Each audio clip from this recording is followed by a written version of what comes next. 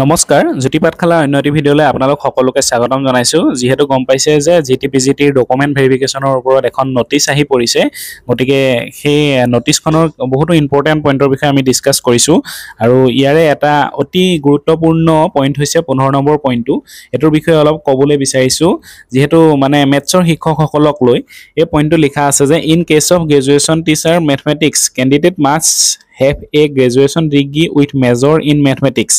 and must have physics, chemistry or biology as minor subject. The mark sheet and the certificate need to be verified by the inspector of school. The date of issue of mark sheet etc. must be before the date of last date of application received. ঠিক আছে ইয়াত কথাটো এটো কব বিচাৰিছে যে minimum একদম simple কে ক'বলৈ গ'লে মেজৰটো থাকিব লাগিব মেজৰ কিহত থাকিব লাগিব ম্যাথমেটিক্সত থাকিব লাগিব হেতুটো জানে ম্যাথমেটিক্সৰ টিচাৰ হ'বলৈ হলে কিন্তু পাস কোৰ্স কি হ'ব লাগিব যে ফিজিক্স কেমিষ্ট্ৰি বায়োলজিৰ ভিতৰত থাকিব লাগিব অন্যথা তেওঁলোকক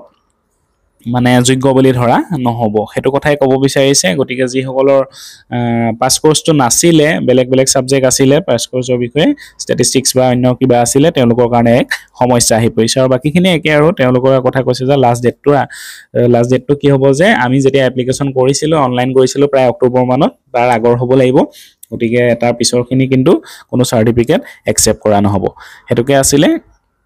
আজি ভিডিওটো ইমানটা সামৰণি মাৰিছো ভিডিওটোৰ ওপৰত কিবা এটা শিকিলে যদি লাইক শেয়াৰ কমেন্ট কৰি দিব ধন্যবাদ জয় অসম